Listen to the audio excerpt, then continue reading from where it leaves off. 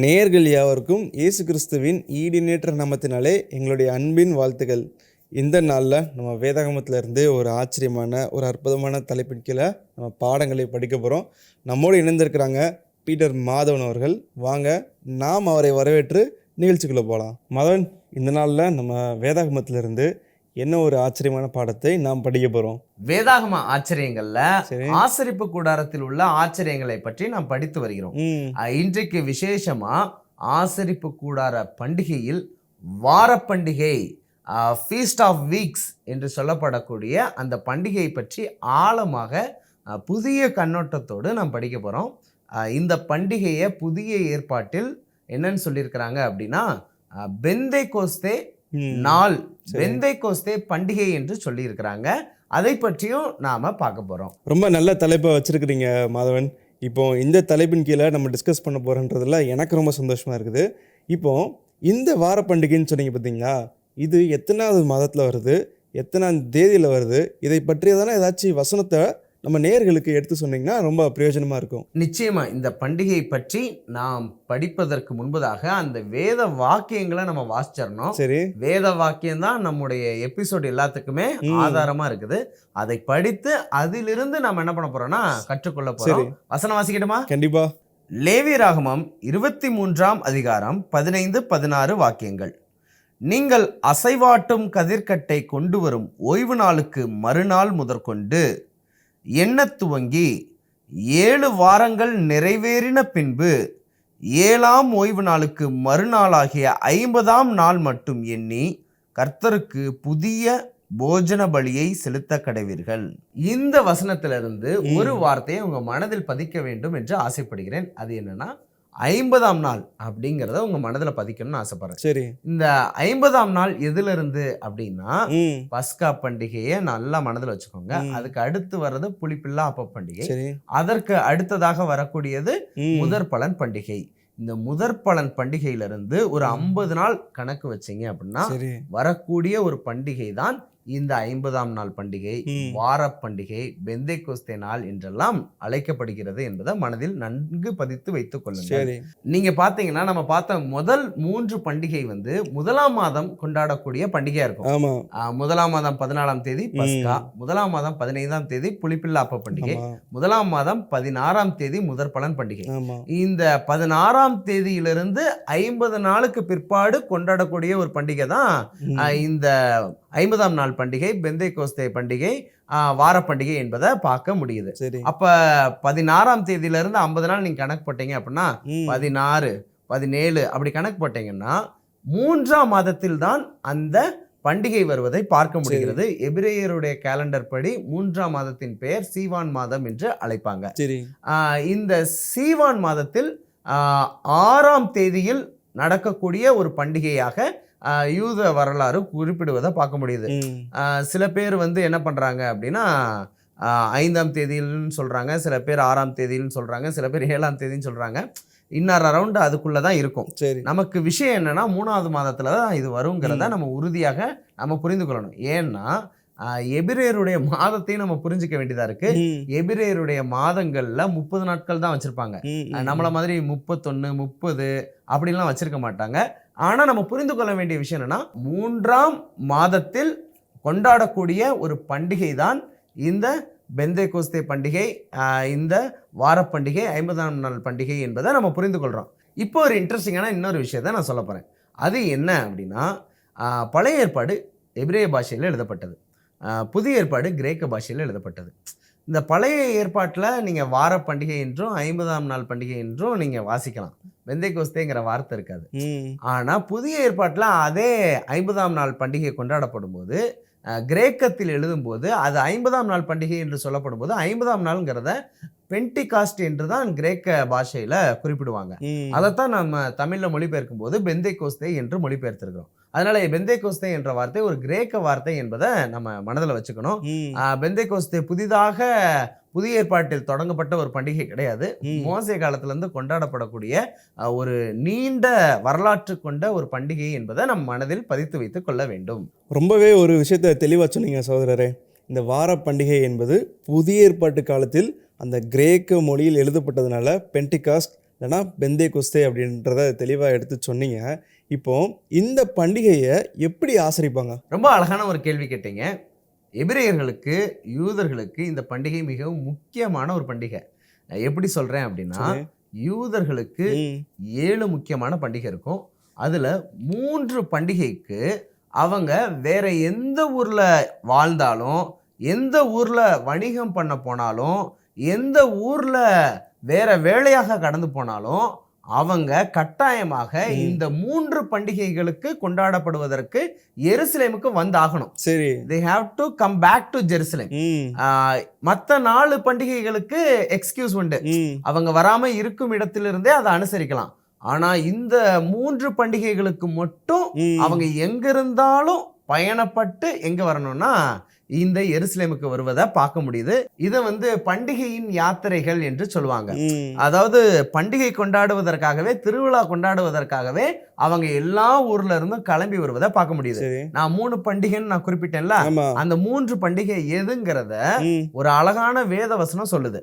அந்த 3 பண்டிகையில இந்த பண்டிகையும் இருக்குதாங்கிறத நம்ம பார்க்க போறோம். உபாகமம் 16ஆம் அதிகாரம் 16ஆம் வாக்கியம். வருஷத்தில் 3 தரம் புளிப்பில்லா அப்ப பண்டிகையிலும், வாரங்களின் பண்டிகையிலும், கூடார பண்டிகையிலும் உன் ஆண் மக்கள் எல்லாரும் உன் தேவனாகிய கர்த்தர் தெரிந்து கொள்ளும் ஸ்தானத்திலே அவர் சந்நிதிக்கு முன்பாக வந்து காணப்பட கடவர்கள். இந்த வசனம் நீங்க பாத்தீங்கன்னா வருஷத்துக்கு 3 முறை ஆண்டவர் குறிக்கக்கூடிய, அவர் வாசம் செய்யக்கூடிய ஸ்தலத்துக்கு வர வேண்டும் என்று ஆண்டவர் சொல்வதை பார்க்க முடியுது. அந்த 3 பண்டிகை எதுனா, புளிப்பில்லா அப்ப பண்டிகை நாம பார்த்தோம்ல, 2ஆவதா வரக்கூடிய பண்டிகை. அந்த புளிப்பில்லா அப்ப பண்டிகைக்கு ஊர்ல எங்க இருந்தாலும் எருசலேமுக்கு என்ன பண்ணிடணும்? வந்துடணும். எவ்வளவு தூரத்துல இருந்தாலும் கட்டாயமா எருசலேமுக்கு வந்துடணும். அடுத்ததா பாத்தீங்கன்னா வாரங்களின் பண்டிகை. நம்ம படிச்சுட்டு இருக்கோம்ல, இந்த வாரங்களின் பண்டிகைக்கு எல்லாரும் வெளியூர்ல இருந்தெல்லாம் ஜனம் என்ன பண்ணிடுவாங்க? கிளம்பி வந்துருவாங்க. 3ஆவதா பாத்தீங்கன்னா கூடார பண்டிகை. இதுதான் 7ஆவது பண்டிகை, கொண்டாடப்படக்கூடிய பண்டிகை. இந்த 7ஆவது பண்டிகைக்கு எல்லாரும் தங்களுடைய ஊர்ல இருந்து கிளம்பி பெட்டி பிடிக்கலாம் கட்டிட்டு, குடும்பமா பிள்ளைகளை கூட்டிட்டு, கணவன் மனைவியா இல்ல எங்கெங்கெல்லாம் இருக்கிறாங்களோ கிளம்பி எங்க வரணும் அப்படின்னா எருசலேமுக்கு வரணும். இப்போ இந்த பெந்தேகோஸ்தே பண்டிகையை பாத்தீங்க அப்படின்னா, 50ஆம் நாள் பண்டிகையை பாத்தீங்கன்னா கூட்டம் நிறைந்த ஒரு பண்டிகை. வெவ்வேறு இடங்களில் இருக்கிறவர்கள் ஒன்றாக இணைவார்கள். அப்ப நீங்க ஒரு விஷயம் பாருங்க, நாம எல்லாரும் ஒவ்வொருத்தரும் ஒவ்வொரு வேலையா பார்த்துக்கிட்டு இருக்கிறோம் அப்படின்னா, ஒரு பண்டிகைக்கு வெவ்வேறு இடத்தில் இருக்கக்கூடிய நாம் ஒன்றிணைந்தால் எவ்வளவு சந்தோஷமா இருக்கும்ல? மகிழ்ச்சியா இருக்கும்ல? நிச்சயமா சந்தோஷமா இருக்கும். சகோதரர்கள் எல்லாரும் சேர்ந்து அன்பு பரிமாறுவதுங்கிறது எவ்வளவு சந்தோஷமா இருக்கும் பாத்தீங்களா? அப்ப ஒன்றிணையக்கூடிய பண்டிகை தான் இந்த பெந்தேகோஸ்தே பண்டிகை. Point number 1. சரிங்களா? 2ஆவது, இந்த பண்டிகையில என்ன பண்ணுவாங்கன்னா, ஆசரிப்பு கூடாரத்திற்குள்ளாக நுழைவதற்கு முன்பதாக ஆசாரியனை அபிஷேகம் செய்வார்கள். இந்த ஆசாரியனாக அபிஷேகம் பண்ணப்பட்ட நபர் யாரா இருந்தாரு அப்படின்னா, ஆரோன் தான் முதலாவது ஆசாரியனாக இருந்தார். அந்த ஆசாரியனை அபிஷேகம் செய்யும் வேலையை மோசே பார்த்தாரு. அவர் என்ன முறையில் அபிஷேகம் செய்வார்னா, அபிஷேகம் தைலம் ஆண்டவர் எவ்விதமாக செய்ய வேண்டும் என்று சொன்னாரோ அதன்படி அபிஷேக தைலத்தை எடுத்து அவர் என்ன பண்ணுவார்னா ஆரோன் மீது ஊற்றுவார். அப்ப ஊற்றும் போது அது என்னவாகும் அப்படின்னா, அவர் தலையில வடிஞ்சு அது அப்படியே என்னவாகும் அப்படின்னா அவருடைய தாடியில வடிஞ்சு, அவருடைய அந்த பிரதான ஆசாரியனுடைய வஸ்திரம் இருக்கும் பாத்தீங்களா, அதுல வடிஞ்சு அப்படியே கீழே வரைக்கும் போகும் அளவிற்கு அந்த அபிஷேக தைலம் வடியக்கூடியதை பார்க்க முடியுது. பிற்பாடு தன்னுடைய ஆசாரிய பணியை பரிசுத்த ஸ்தலத்தில் ஆரோன் தொடங்குவதை பார்க்க முடிகிறது. இந்த 2 முக்கியமான காரியங்கள் தான் எங்க நடக்கும் அப்படின்னா, பெந்தேகோஸ்தே பண்டிகை என்று சொல்லக்கூடிய வார பண்டிகையில் நடக்கக்கூடிய நிகழ்வாக இருக்கிறது. ரொம்ப தெளிவா சொன்னீங்க சகோதரரே. இந்த வார பண்டிகையை பற்றி ஒரு புரிதல் கொடுத்தீங்க நேயர்களுக்கு. எங்கெங்க இருந்தெல்லாம் வருவாங்க, அதை எப்படிலாம் கொண்டாடுவாங்க அப்படின்ட்டு சொன்னீங்க. இப்போ இந்த வார பண்டிகையிலிருந்து நமக்கு என்ன ஆவிக்குரிய பாடம் இருக்குது? ரொம்ப முக்கியமான ஆவிக்குரிய பாடம் இருக்கிறது. இப்போ பஸ்கா பண்டிகை எடுத்துக்கிட்டிங்கன்னா, பஸ்காவாகிய ஆட்டை போன்று ஆண்டவராகிய இயேசு கிறிஸ்து மரணம் அடைந்தார்னு பார்த்தோம். புளிப்பில்லா அப்ப பண்டிகையை நம்ம பார்த்தோம்னா, ஆண்டவராகிய இயேசு கிறிஸ்து புளிப்பில்லாத ஒரு அப்பமாக, பாவமில்லாத ஒரு ஜீவியத்தை வாழ்ந்தது நிமித்தமாக நம் கூடாரங்களில் நம் உள்ளத்தில் இருக்கக்கூடிய பாவங்கள் எல்லாவற்றையும் அடியோடு துடைத்து விட்டார் என்பதை பார்க்குறோம். he cleansed us from all the sins அப்படிங்கிறத பார்க்க முடியுது. அடுத்ததை பார்த்தீங்கன்னா முதற் பலன் பண்டிகை. முதற் பலன் பண்டிகையில் இயேசு தன்னையே விதையாக பூமியில் மரணத்தினால் விதைத்தார். 3ஆம் நாளில் உயிரோடு எழுந்து ஒரு சிறந்த முதற் பலனான ஒரு கதிர்கட்டா தன்னையே பிதாவின் முன்பாக படைத்தார் என்பதெல்லாம் பார்க்கிறோம். Everything represents Jesus. எல்லாமே இயேசுவுடைய பணியை குறிக்கக்கூடியதாக இருக்குது.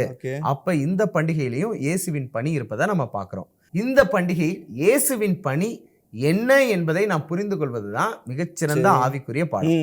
அதை தெரிந்து கொள்வதற்கு முன்பதாக இந்த வார பண்டிகையில எல்லாருமே ஒன்றிணைவார்கள் என்று நான் சொன்னேன். அந்த காரியத்திலிருந்து ஒரு பாடத்தை நம்ம கத்துக்கலாம். அது என்ன நம்ம கத்துக்க போறோம் அப்படின்னா, வெவ்வேறு இடத்தில் வெவ்வேறு வேறுபாடுகளோடு வெவ்வேறு தொழில் செய்யக்கூடிய நபர்களா யூதர்கள் இருந்தாலும் அந்த பண்டிகைக்கு வந்து ஒரு மனதா அன்பு பரிமாறி ஒருத்தருக்கு ஒருத்தர் அனுசரித்து ஆண்டவரை தொழுது கொண்டு சந்தோஷமா போவதை பார்க்க முடியுது. ஒன்றிணையக்கூடிய ஒரு பண்டிகை தான் இந்த பெந்தேகோஸ்தே பண்டிகைன்னு நம்ம பார்த்தோம். இந்த பண்டிகையின் நிறைவேறுதல் எங்க நடந்துச்சு அப்படின்னா, அப்போஸ்தலர் 2ஆம் அதிகாரத்தில் சீஷர்களுடைய வாழ்வில் நிறைவேறியது. இந்த பெந்தேகோஸ்தே பண்டிகைக்கு முன்பதாக, அதாவது சீஷர்கள் தங்களுடைய வாழ்வில் அப்போஸ்தலர் 2ஆம் அதிகாரத்தில் கொண்டாடிய அந்த பெந்தேகோஸ்தே பண்டிகைக்கு முன்னாடி வரைக்கும் நீங்க பாத்தீங்கன்னா அவர்களிடத்தில் மன வேறுபாடுகள் இருந்துச்சு. இந்த 12 சீஷர்களில் ஒருவன் நாண்டு கொண்டு செத்தான் என்று பார்க்கிறோம். அதற்கு பிற்பாடு நீங்க பாத்தீங்கன்னா இந்த 11 பேருக்குள்ளேயுமே ஒற்றுமை இல்லை. ஒற்றுமை இல்லாம ஆண்டவர் ஆட்சி அமைத்தால் வலது பக்கம் உட்கார வேணாம், இடது பக்கம் உட்கார வேணாம், நான் தான் இந்த பணி நான் செய்யக்கூடியவன், நான் தான் முதன்மையாக இருக்கக்கூடியவன் என்று அவங்களுக்குள்ள இந்த உலக காரியத்தில் எப்படி நான் முதன்மையா இருக்கணுங்கிற எண்ணம் தான் இருந்துச்சே தவிர ஒருத்தருக்கு ஒருத்தர் ஒற்றுமை இல்லை, பொறாமை சுபாவங்கள் தான் இருந்ததை நம்மளால பார்க்க முடியுது. ஆனா இந்த பெந்தேகோஸ்தே பண்டிகையான அப்போஸ்தலர் 2ஆம் அதிகாரத்திற்கு முன்பதாக அப்போஸ்தலர் 1ஆம் அதிகாரம் நீங்க பாத்தீங்கன்னா அவங்க தன்னுடைய வேறுபாடுகள் எல்லாத்தையும் கலைந்து ஒரு மனதோடு கூடி ஜெபம் பண்ண ஆரம்பிச்சாங்க. இவர்கள் தங்களுடைய வேறுபாடுகள் எல்லாவற்றையும் கலைந்து ஒன்றாக வந்தார்கள் என்பதை பார்க்க முடிகிறது. அப்ப எப்படியாக பெந்தேகோஸ்தே பண்டிகையில வெவ்வேறு இடத்தில் வெவ்வேறு எண்ணம் கொண்டிருக்கிறவர்கள் ஒன்றாக வருவாங்களோ அதை போன்று இதனுடைய நிறைவேறுதலான அப்போஸ்தலர் 2ஆம் அதிகாரத்தில் அந்த பெந்தேகோஸ்தே பண்டிகைக்கு ஆயத்தப்படும்படியாக வெவ்வேறு வேறுபாடுகளோடு மனக்கசப்புகளோடு இருந்த சீஷர்கள் ஒரு மனதோடு ஒன்றாக கூடினார்கள் என்பதை பார்க்க முடியுது. இவங்க ஒரு மனதோடு தான் அந்த பெந்தேகோஸ்தே பண்டிகையை ஆசரிச்சாங்கிறதுக்கு சில வேத வசனம் இருக்குது. நான் வாசிக்கட்டுமா? நிச்சயமா. அப்போஸ்தலர் 1ஆம் அதிகாரம் 13-14 வாக்கியங்கள். அவர்கள் அங்கே வந்தபோது மேல் வீட்டில் ஏறினார்கள். அதில் பேதுருவும் யாக்கோபும் யோவானும் அந்திரேயாவும் பிலிப்புவும் தோமாவும் பர்த்தலோமேயும் மத்தேயும் அல்பேயுவின் குமாரனாகிய யாக்கோபும் செலோத்தே எனப்பட்ட சீமோனும் யாக்கோபின் சகோதரனாகிய யூதாவும் தங்கியிருந்தார்கள். அங்கே இவர்கள் எல்லாரும் ஸ்திரீகளோடும் இயேசுவின் தாயாகிய மரியாளோடும் அவருடைய சகோதரரோடும் கூட ஒருமனப்பட்டு ஜபத்திலும் வேண்டுதலிலும் தரித்திருந்தார்கள். அப்போஸ்தலர் 2ஆம் அதிகாரம் 1ஆம் வாக்கியம். பெந்தேகோஸ்தே என்னும் நாள் வந்தபோது அவர்கள் எல்லாரும் ஒருமனப்பட்டு ஓரிடத்தில் வந்திருந்தார்கள். இந்த வசனத்தை நீங்க பாத்தீங்கன்னா பெந்தேகோஸ்தே பண்டிகையில வெவ்வேறு எண்ணம் கொண்டிருக்கிறவர்கள் எப்படி ஒன்றாக ஓரிடத்திற்கு வருவாங்களோ அதை போன்று இந்த சீஷர்கள் வெவ்வேறு சுபாவத்தோடு வெவ்வேறு முரணோடு இருந்த போதும் அவர்கள் அதையெல்லாம் தூக்கி போட்டு ஒன்றாக ஒரு மனதோடு வந்ததை பார்க்க முடிகிறது. அப்ப திருச்சபை வல்லமையாக ஆண்டவருக்கு செயல்பட வேண்டும் என்றால் முதலாவதாக ஒன்றிணைய வேண்டும். இதனாலதான் ஆண்டவராகிய இயேசு கிறிஸ்து யோவான் 13-17 வரைக்கும் நீங்க வாசிச்சீங்கன்னா நானும் பிதாவும் ஒன்றாய் இருக்கிறது போல நீங்களும் ஒன்றாய் இருக்கணுங்கிறது என்னுடைய ஜெபமாவும் வேண்டுதலாவும் இருக்குதுங்கிறத வலியுறுத்திக்கிட்டே இருக்கிறத பார்க்க முடியுது. இந்த பெந்தேகோஸ்தே பண்டிகைக்கு ஆயத்தம் பண்ணுவதற்கு முன்பதாகத்தான் 11 சீஷர்கள் இருக்காங்க. 12வது நபர் இறந்து விட்டார். அவருக்கு பதிலாக மற்றொரு நபரை தேர்ந்தெடுத்து அதை முழுமையாக்குவதையும் பார்க்க முடிகிறது. இவ்விதமாக பெந்தேகோஸ்தே பண்டிகை எவ்விதமாக அனைவரையும் ஒன்று இணைத்ததோ அதை போன்று ஆண்டவராகிய இயேசு கிறிஸ்துவின் புதிய ஏற்பாட்டு திருச்சபையான ஆதி திருச்சபையை சீஷர்களை ஒன்றிணைத்தது அப்படிங்கிறத நம்மளால பார்க்க முடியுது. இப்போ 2வது விஷயத்துக்கு போகணும். இது எப்படி இயேசு கிறிஸ்துவின் வாழ்வில் நிறைவேறியது என்பதையும் நம்ம பார்க்க போறோம். இந்த பெந்தேகோஸ்தே பண்டிகையில தான் விசேஷமா என்ன நடக்கும் அப்படின்னா ஆரோனை அபிஷேகம் செய்ய மோசே செயல்படுவார் என்பதையும், அது மேல இருந்து ஊற்றப்படும் போது தலையில வடிஞ்சு தாடியில வடிஞ்சு வஸ்திரத்துல வடியுங்கிறத நான் சொன்னேன். இந்த விஷயம் எங்க நிறைவேறுது அப்படின்னா, ஆண்டவராகிய இயேசு கிறிஸ்து இந்த பூமியில ரட்சகர் என்னும் பணியை முடிக்கிறார். ஒரு ஆடு பலியிடப்பட வேண்டிய பிரகாரத்தின் வேலையை முடிக்கிறார். முடித்து அவர் உயிர்த்தெழுந்த பிற்பாடு 40 நாள் சீஷர்களோடு இருந்த பிற்பாடு இப்போ பரலோகத்திற்கு போகிறார். பரலோகம் சென்ற அவர் ஒரு ஆசாரியனாக அபிஷேகம் பண்ணப்படுகிறார் பிதாவினால். ஒரு ஆசாரியனா இல்ல, பிரதான ஆசாரியனா அவர் அபிஷேகம் பண்ணப்படுகிறார். எப்படி ஆரோன் அபிஷேகம் பண்ணப்பட்டாரோ அதை போன்று ஆண்டவராகிய இயேசு கிறிஸ்துவும் பரலோகத்தில் பிரதான ஆசாரியனுக்குரிய வஸ்திரம் தரித்து நமக்காக பரிதபித்து பரிந்து பேசக்கூடிய ஆசாரியனாக அபிஷேகம் பண்ணப்பட்டு தன்னுடைய பரிசுத்த ஸ்தலத்தின் ஊழியத்தை தொடங்குகிறார் என்பதை நம்மால் புரிந்து கொள்ள முடிகிறது. நான் சொன்ன இந்த விஷயம் இருக்கு பாத்தீங்களா, இதை புரிந்து கொள்வதற்காகத்தான் சங்கீதம் 133 எழுதியிருக்குது. அதுல உள்ள சில வசனங்களை வாசிச்சட்டுமா? கண்டிப்பா. சங்கீதம் 133, இதோ சகோதரர் ஒருமித்து வாசம் பண்ணுகிறது எத்தனை நன்மையும் எத்தனை இன்பம் ஆனது. அது ஆரோனுடைய சிரசின் மேல் ஊற்றப்பட்டு அவனுடைய தாடியிலே வடிகிறதும் அவனுடைய அங்கிகளின் மேல் இறங்கிறதுமான நல்ல அபிஷேக தைலத்துக்கும் எர்மோன் மேலும் சீயோன் பர்வதங்கள் மேலும் இறங்கும் பனிக்கும் ஒப்பாயிருக்கிறது. அங்கே கர்த்தர் என்றென்றைக்கும் ஆசீர்வாதத்தையும் ஜீவனையும் கட்டளையிடுகிறார். இந்த வாக்கியத்தை நம்ம பார்க்கும்போது பெந்தேகோஸ்தே பண்டிகையில் எவ்விதமாக ஆசாரியன் அபிஷேகம் பண்ணப்படுவாருங்கிறது நல்லா தெரியுது. இங்கே மோசே ஆரோனா அபிஷேகம் செய்கிறார், அங்கே பிதாவானவர் தன்னுடைய குமாரனாகிய இயேசு கிறிஸ்துவை அபிஷேகம் செய்கிறார். அப்பொழுது ஆண்டவராகிய இயேசு கிறிஸ்து பிரதான ஆசாரியனுடைய பணி செய்வதற்காக ஆசாரிய உடை தரித்திருக்கும் போது அங்கே இருந்து அபிஷேக தைலம் அவருடைய தலையின் மீது ஊற்றப்படுகிறது. பிற்பாடு அந்த அபிஷேக தைலம் அவருடைய தாடியில் வடிகிறது. பிற்பாடு அவருடைய அங்கியில் இறங்குகிறதுமான அபிஷேக தைலமாக இருக்கிறது. இந்த அபிஷேகம் தைலம் என்பது ஆவியானவரை குறிக்குது. புரியுதுங்களா நான் சொல்றது? அப்ப பிதாவானவர் குமாரனை பிரதான ஆசாரியனாக அபிஷேகம் செய்யும் போது ஆவியானவரால் அபிஷேகம் செய்யப்படுறாரு. அதுவும் நம்ம தலைக்கு தேய்க்கிற மாதிரி கொஞ்சோண்டு எண்ணெய் கிடையாது.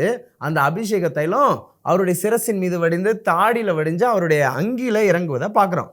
அப்படின்னா என்ன அர்த்தம் அப்படின்னா, அங்கே ஆண்டவராகிய இயேசு கிறிஸ்துவின் மீது ஊற்றப்பட்ட அந்த அபிஷேக தைலமாகிய ஆவியானவர் பரலோகத்தில் இருந்து அந்த அபிஷேக தைலம் எங்கே வந்து இறங்கியது அப்படின்னா சீஷர்களுக்கு வந்து இறங்கியது.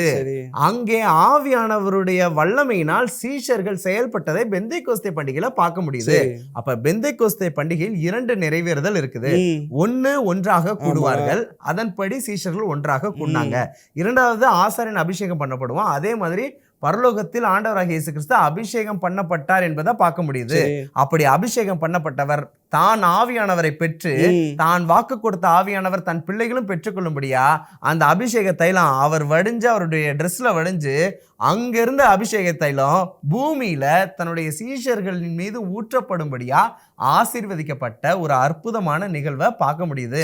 ஆமாவா இல்லைங்களா? நிச்சயமா. அப்ப இந்த சம்பவம், இந்த பண்டிகை எதை குறிக்குதுன்னா, ஆண்டவராகிய இயேசு கிறிஸ்து அபிஷேகம் பண்ணப்பட்டு பரிசுத்த ஸ்தலத்தில் தன்னுடைய ஊழியத்தை தொடங்கிவிட்டார்.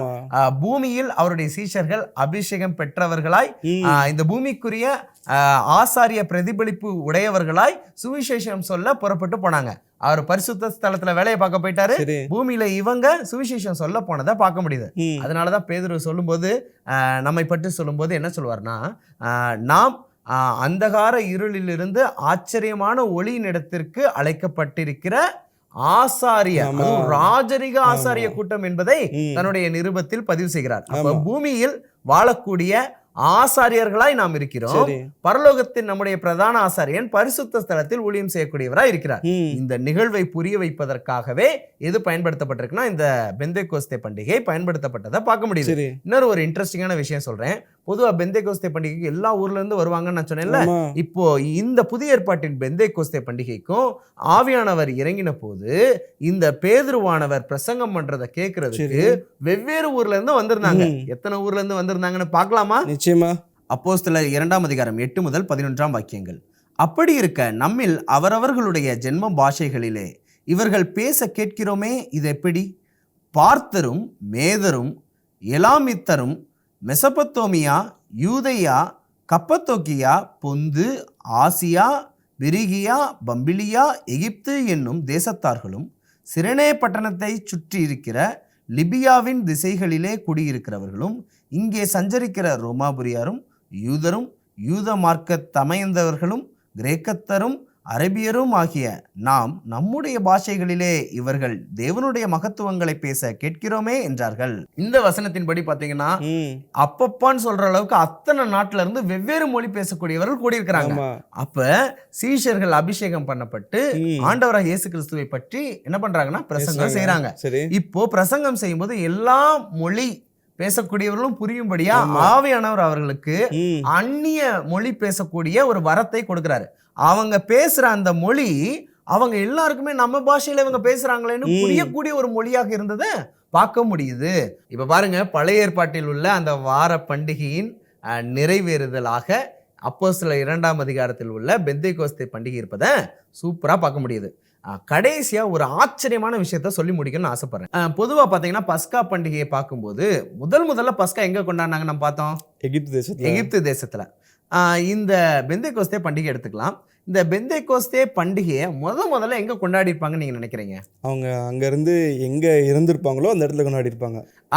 கரெக்டா சொன்னீங்க. எகிப்துல இருந்து புறப்பட்டு எந்த வனாந்தரமான ஒரு இடத்துல இருந்தாங்களோ அங்க கொண்டாடி இருப்பாங்கன்னு. அந்த அடிப்படையில நீங்க பாத்தீங்கன்னா பஸ்கா பண்டிகைக்கு 2 நாள் கழித்து வரக்கூடிய முதற்பலன் பண்டிகையில இருந்து 50வது நாள் அவங்க எங்க இருக்கிறாங்களோ அங்க வச்சுதான் என்ன கொண்டாடி இருக்கணும்? இந்த பெந்தேகோஸ்தே பண்டிகை வார பண்டிகை கொண்டாடி இருக்கணும். அப்படி அவங்க வந்து அந்த 50வது நாள் எந்த இடமா இருந்திருக்க வாய்ப்பு இருக்கு அப்படின்னா சீனாய் மலையாக இருந்திருக்க வாய்ப்பு இருக்கு. அந்த சீனாய் மலைக்கு கீழாகத்தான் அவர்கள் கூடாரம் போட்டு தங்கி இருந்தார்கள் என்று வேதாகமம் கூறுகிறது. இந்த சீனாய் மலையில் நடந்த ஒரு முக்கியமான நிகழ்வும் பெந்தேகோஸ்தே நாளில் நடந்த நிகழ்வும் ஒன்றாக இருப்பதை நம்மால் தெளிவா பார்க்க முடியுது. ரொம்ப தத்ரூபமா இருக்கிறத பார்க்க முடியுது. முதல்ல சீனாய் மலையில் ஆண்டவருடைய பிரசனம் வருகிறது. அந்த பிரசனம் எப்படி இருக்குங்கிறதையும் இந்த பெந்தேகோஸ்தே நாளில் ஆண்டவருடைய பிரசனம் எப்படி இருந்ததுங்கிறதையும் ரெண்டையும் ஒப்பிட போறோம். பார்க்கலாமா? பார்த்துடலாம். யாத்திராகமம் 19ஆம் அதிகாரம் 18ஆம் வாக்கியம். கர்த்தர் சீனாய் மலையின் மேல் அக்கினியில் இறங்கினபடியால் அது முழுவதும் புகைக்காடாய் இருந்தது. அந்த புகை சூளையின் புகையைப் போல எழும்பிற்று. மலை முழுவதும் மிகவும் அதிர்ந்தது. இந்த வசனத்தை நீங்க பாத்தீங்கன்னா சீனாய் மலையில் ஆண்டவருடைய பிரசனம் வரும்போது அக்கினி வந்து இறங்கினதை பார்க்க முடிகிறது. இதை நல்லா மனதில் வச்சுக்கோங்க. பெந்தேகோஸ்தே நாளில் அப்போஸ்தலர் 2ஆம் அதிகாரத்தில் ஆண்டவருடைய பிரசன்னத்தில் அக்கினி இடம்பெற்றிருக்கிறதா என்பதை நம்ம பார்க்க போறோம். அதற்குரிய வசனத்தை வாசிக்க போறேன். வாசிக்கட்டுமா? கண்டிப்பா. அப்போஸ்தலர் 2ஆம் அதிகாரம் 1-3 வாக்கியங்கள். பெந்தேகோஸ்தே என்னும் நாள் வந்தபோது அவர்கள் எல்லாரும் ஒருமனப்பட்டு ஓரிடத்தில் வந்திருந்தார்கள். அப்பொழுது பலத்த காற்று அடிக்கிற முழக்கம் போல வானத்திலிருந்து சடுதியாய் ஒரு முழக்கம் உண்டாகி அவர்கள் உட்கார்ந்திருந்த வீடு முழுவதையும் நிரப்பிற்று. அல்லாமலும் அக்கினிமயமான நாவுகள் போல பிரிந்திருக்கும் நாவுகள் அவர்களுக்கு காணப்பட்டு அவர்கள் ஒவ்வொருவர் மேலும் வந்து அமர்ந்தது. இந்த வசனத்தை நீங்க படிச்சீங்கன்னா சீனாய் மலையின் மீது எவ்விதத்தில் அக்கினி இறங்கி ஆண்டவர் பிரசனம் இருந்ததோ அதை போன்று இந்த மேல் வீட்டிலும் அக்கினி வந்து இறங்கி ஆண்டவருடைய பிரசனத்தை பார்க்க முடிகிறது. சரி, இது மட்டும்தான் சீனாய் மலையில நடந்ததும் இங்க நடந்ததும் ஒத்துமையான்னு பாத்தீங்கன்னா இங்க சீனாய் மலையில் இன்னொரு முக்கியமான நிகழ்வு நடந்தது. அதுக்கும் இந்த பெந்தேகோஸ்தே பண்டிகைக்கும் ஒரு சம்பந்தம் இருக்கு. வாசிக்கட்டுமா? யாத்திராகமம் 32ஆம் அதிகாரம் 8ஆம் வாக்கியம். அவர்களுக்கு நான் விதித்த வழியை அவர்கள் சீக்கிரமாய் விட்டு விலகினார்கள். அவர்கள் தங்களுக்கு ஒரு கன்று குட்டியை வார்ப்பித்து அதை பணிந்து கொண்டு அதற்கு பலியிட்டு, இஸ்ரவேலரே, உங்களை எகிப்து தேசத்திலிருந்து அழைத்து கொண்டு வந்த உங்கள் தெய்வங்கள் இவைகளே என்று சொன்னார்கள் என்றார். யாத்திராகமம் 32ஆம் அதிகாரம் 28ஆம் வாக்கியம். லேவியின் புத்திரர் மோசே சொன்னபடியே செய்தார்கள். அந்நாளில் ஜனங்களில் ஏறக்குறைய 3000 பேர் விழுந்தார்கள். இந்த வசனத்தை நீங்க பார்த்தீங்கன்னா அந்த சீனாய் மலையில் ஆண்டவருடைய பிரசனம் அக்கினி ஜுவாலையாக இருப்பதை பார்க்க முடிகிறது. ஆண்டவர் அந்த பிரசன்னத்தில் தான் 10 கட்டளை கொடுப்பதற்காக மோசையின் இடத்தில் மேலே வர சொன்னதை பார்க்க முடிகிறது. இந்த 10 கட்டளையின் முதலாவது கட்டளை என்ன அப்படின்னா, எண்ணெயின்றி உனக்கு வேறொரு தேவனும் உண்டாயிருக்க வேண்டாம் என்பதையும், பிற்பாடு யாதொரு விக்கிரகத்தை நீ நமஸ்கரிக்கவும் சேவிக்க வேண்டாம் என்பதையும் பதிவு செய்யப்பட்டிருப்பதை பார்க்க முடிகிறது, தெள்ள தெளிவா புரிந்து கொள்ள முடிகிறது. இப்போ இந்த தேவனுடைய வார்த்தைய அடிவாரத்தில் உள்ள மக்கள் கடைபிடித்தாங்களா அப்படின்னு பாத்தீங்கன்னா, ஆண்டவர் அந்த வார்த்தையை கொடுக்கும் போது அதற்குள்ள அடிவாரத்துல பொன் கன்றுக்குட்டியை செஞ்சு இந்த தெய்வம் தான் நம்மள எகிப்துல இருந்து வெளியில கொண்டு வந்துச்சுன்னு விக்கிரக ஆராதனை செய்யக்கூடியவர்களா மாறிட்டாங்க. அப்ப ஆண்டவர் சொல்றாரு, வெகு சீக்கிரத்துல இவங்க என்னை விட்டுட்டாங்களேன்னு சொல்லி வருத்தப்படுவதை பார்க்க முடியுது. மோசே வேகமாக கீழே இறங்கி வருகிறார். அங்கு பெரிய கூச்சல் இரைச்சல் சத்தம் கேட்குது. ஆண்டவர் எழுதி கொடுத்த அந்த 10 கட்டளைய கோபத்தில் கீழே போட்டு உடைத்து விடுகிறார். பிற்பாடு மக்களிடத்தில் போய் ஏன் இப்படி செஞ்சீங்க அப்படின்னு கேட்கும் போது அங்க நடந்த காரியங்கள் எல்லாம் ஆரோன்ட்ட விசாரிக்கிறாரு. இப்ப ஆண்டவர் பக்கம் யார் நிக்கிறீங்கன்னு கேட்கும்போது லேவி கோத்திரத்தார் மட்டும் வந்து நிக்கிறாங்க. அப்ப லேவி கோத்திரத்தார் இடத்தில் யார் இப்பேற்பட்ட பாவத்திற்கு காரணம் என்று கண்டறிந்து அவர்களை கொலை செய்யுங்கள் என்று சொல்கிறார். அப்ப எத்தனை பேர் இறந்தாங்கன்னா 3000 பேர் இறந்தாங்களாம். அப்ப முதலாவது பெந்தைக்கோஸ்தேவாக நினைவு கூறப்பட்ட அந்த பண்டிகையில எகிப்திலிருந்து அடிமைத்தனத்திலிருந்து விடுதலையாகி ஆண்டவர் சீனாய் மலைக்கு வந்து அக்னி மேல இறங்கி என்ன பண்றாங்கன்னா, தன்னுடைய வார்த்தையை கொடுத்து நான் தான் உண்மையான தெய்வம், என்னை தவிர வேற தெய்வம் கிடையாது, நீங்க ஏத்துக்கோங்கன்னு சொல்லப்பட்டதை பார்க்க முடியுது. ஆனா அவங்க ஏத்துக்காம 3000 பேர் மரணத்தை சந்தித்ததை பார்க்க முடியுது. இத ஒரு பக்கம் வச்சுக்கோங்க. அதற்கு இணையான ஒரு ஆவிக்குரிய பாடம் என்னன்னா, ஆண்டவராகிய இயேசு கிறிஸ்து பாவம் என்னும் எகிப்திலிருந்து தன்னுடைய மரணத்தினாலே நம்மை மீட்டு கூட்டி வந்தார். அவர் கூட்டி வந்து அப்போஸ்தலர் 2ஆம் அதிகாரத்தில் குறிப்பிடப்பட்டுள்ள அந்த மேல் வீட்டிலே சீஷர்களின் மீதாக அக்கினியில் இறங்கினார். அக்கினியில் இறங்கி என்ன பண்ணாருன்னா, ஆண்டவர் தன்னுடைய வார்த்தையை மக்களுக்கு கொடுக்கிறார். அந்த வார்த்தை 10 கட்டளையின் வார்த்தை அல்ல, அவருடைய வார்த்தையின் பரிபூரணமாகிய வார்த்தை என்னும் நாமத்துக்கு சொந்தக்காரரான ஆண்டவராகிய இயேசு கிறிஸ்து என்னும் தெய்வத்தை நீங்கள் ஏற்றுக்கொள்ளுங்கள் என்று சொல்லுகிறார். இப்பொழுது இந்த ஸ்ரீஷருடைய வார்த்தையை கேட்டு அங்க உள்ளவங்க ஏத்துக்கொள்ள போறாங்களா இல்லையான்னு பார்த்தா அவங்க ஏத்துக்கிட்டு அன்னைக்கு ஞானஸ்நானம் எடுத்தவங்க 3000 பேர். அப்ப முதலாவது பெந்தைக்கோஸ்தேல அந்த பண்டிகையில ஆண்டவருடைய வார்த்தையை ஏற்றுக்கொள்ளாம 3000 பேர் இறந்தாங்க. ஆனா அப்போஸ்தலர் 2ஆம் அதிகாரத்தில் பார்க்கும்போது ஆண்டவருடைய பிரசன்னம் அக்கினியா வந்து சீஷர்கள் மேல இறங்குவதையும் அப்பொழுது இயேசு என்ற தெய்வத்தை அறிமுகப்படுத்துவதையும் அவர்கள் ஏற்றுக்கொண்டு 3000 பேர் ஞானஸ்நானம் எடுத்தாங்கிறத பார்க்க முடியுது. இது மிகப்பெரிய ஆச்சரியமாக வேதாகமத்தில் பதிவு செய்யப்பட்டிருக்கு. 3000 பேர் ஞானஸ்நானம் எடுத்தாங்கிறத நான் வாசித்து நம்ம நிறைவுக்குள்ள போலாம். அப்போஸ்தலர் 2ஆம் அதிகாரம் 41ஆம் வாக்கியம். அவனுடைய வார்த்தையை சந்தோஷமாய் ஏற்றுக்கொண்டவர்கள் ஞானஸ்நானம் பெற்றார்கள். அன்றைய தினம் ஏறக்குறைய 3000 பேர் சேர்த்துக் கொள்ளப்பட்டார்கள். இந்த வசனம் மிகவும் தெள்ள தெளிவாக சொல்லப்பட்டிருக்கிறது. என்னவென்றால், அந்த பெந்தைக்கோஸ்தே பண்டிகையில் 3000 பேர் ஆண்டவரை ஏற்றுக்கொண்டு மனம் திரும்பி ஞானஸ்நானம் எடுத்தார்கள் என்பதை பார்க்க முடிகிறது, தெளிவாக புரிந்து கொள்ள முடிகிறது. 4 பண்டிகையும் ஆண்டவராகிய இயேசு கிறிஸ்துவின் பணியையும் நம்ம பார்க்க போறோம். கண்டிப்பா. முதலாவது பஸ்கா பண்டிகை மாதம் 1ஆம் மாதம் 14ஆம் தேதி பஸ்காவாக இயேசு கிறிஸ்து ஒரு ஆட்டுக்குட்டியாக பலியானார் என்பதை நாம் பார்க்கிறோம். புளிப்பில்லா அப்ப பண்டிகை 1ஆம் மாதம் 15ஆம் தேதி புளிப்பில்லா அப்பமாக பாவமில்லாத சரீரத்தோடு சிந்தனையோடு ஆண்டவராகிய இயேசு கிறிஸ்து இந்த உலகத்தில் வாழ்ந்து தன்னை மரிப்பதற்கு ஒப்பு கொடுத்தார். அதன் நிமித்தமாக நம் வாழ்க்கையில் புளிப்பில்லாமல் இருப்பதற்கு, நம் சிந்தனையில் பாவமில்லாமல் இருப்பதற்கு முற்றும் முடிய அவர் நம்மிடத்திலிருந்து நம் கூடாரத்திலிருந்து பாவத்தை நீக்கிவிட்டார் என்ற அழகான பாடத்தை நாம் கற்றுக்கொண்டோம். 3ஆவதாக முதற் பலன் பண்டிகை 1ஆம் மாதம் 16ஆம் தேதி. எப்படியாக ஒரு கதிர்கட்டு முதற் பலனாக தேவனிடத்தில் அசைவாட்டப்படுகிறதோ அதை போன்று விதைக்கப்பட்ட இயேசு கிறிஸ்து, மரணத்தின் மூலமாக விதைக்கப்பட்ட இயேசு கிறிஸ்து 3ஆம் நாளில் உயிர்த்து எழுந்த கதிராக, முதற் பலன் கதிராக தன்னைத்தானே பிதாவினிடத்தில் அசைவாட்டி ஏற்றுக்கொள்ளும்படியாக அங்கீகரிக்கும்படியாக முறையிட்டதையும், பிதாவானவர் அவரை அங்கீகரித்து விட்டார் என்பதையும், இயேசுவின் உயிர்த்தெழுதலை குறிக்குது என்பதையும் நாம் பார்க்கிறோம். 4ஆவதான இந்த பெந்தைக்கோஸ்தே பண்டிகை என்பது 3ஆம் மாதம், அதாவது 50ஆம் நாள் பண்டிகை 3ஆம் மாதம் 5ஆம் தேதியில் வரக்கூடிய 5 முதல் 7 தேதிகளுக்குள்ளாக வரக்கூடிய ஒரு பண்டிகையாக இருக்கிறது.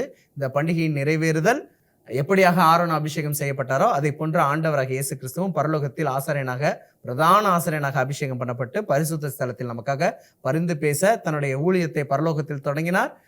அந்த அபிஷேகத்தை பூமியிலும் தன்னுடைய சீஷர்கள் பெற்று வல்லமையாக சுவிசேஷத்தை செய்யும்படியாக பூமியில் புறப்பட்டு சென்றார்கள் என்பதை பார்க்க முடிகிறது.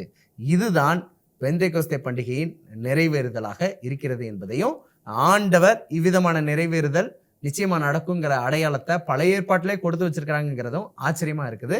தேவன் நிச்சயமா கேட்ட யாவரையும் ஆசீர்வதிப்பார் என்று நான் நம்புகிறேன். ரொம்ப சூப்பராக சொன்னீங்க சகோதரரே. இந்த வார பண்டிகையை பற்றியதான ஒரு தெளிவான பாடத்தை எடுத்து சொன்னீங்க. ஒவ்வொரு காரியத்திலையும் வேதாகமத்திலிருந்து வசனத்தோடு கோடிட்டு அதை புரியும்படியாக எடுத்து சொன்னமைக்காக நேயர்கள் சார்பாக நாங்கள் உங்களுக்கு நன்றி தெரிவித்துக் கொள்கிறோம். இந்த நிகழ்ச்சியானது பார்க்கும் ஒவ்வொரு பார்வையாளர்களையும் தொடும் என்பதில் எந்த சந்தேகமும் இல்லை. இதன் மூலமாக வேதாகமத்தை அவர்கள் எடுத்து வாசித்து இன்னும் ஆண்டவருடைய அன்பையும் ஆண்டவருடைய தயவையும் ருசிப்பார்கள் என்பதில் நான் கர்த்தருக்குள் விசுவாசிக்கிறேன். மீண்டும் ஒரு நிகழ்ச்சியில் நாங்கள் உங்களை சந்திக்கிறோம். அது வரைக்கும் தேவன் உங்களோடு கூட இருப்பாராக. ஆமேன். ஆமேன் நண்பரே. என்ன நேயர்களே, இந்த வாரநாள் பண்டிகையை பற்றியதான ஒரு தெளிவான ஒரு ஆழமான ஆவிக்குரிய சத்தியத்தை நாம் இன்றைக்கு படித்தோம். இந்த நிகழ்ச்சி உங்களுக்கு ரொம்பவே யூஸ்ஃபுல்லாக இருக்கும். நிச்சயமாக இதை எல்லாரிடத்திலும் பகிர்ந்து கொள்ளுங்கள். ஆண்டவருடைய அன்பை எடுத்து சொல்லுங்கள். இதே போல் இன்னொரு நிகழ்ச்சியில் நாங்கள் உங்களை சந்திக்கிறோம். அது வரைக்கும் தேவன் உங்களோடும் விசேஷ விதமாக உங்கள் குடும்பத்தினரோடும் இருப்பாராக. ஆமேன்.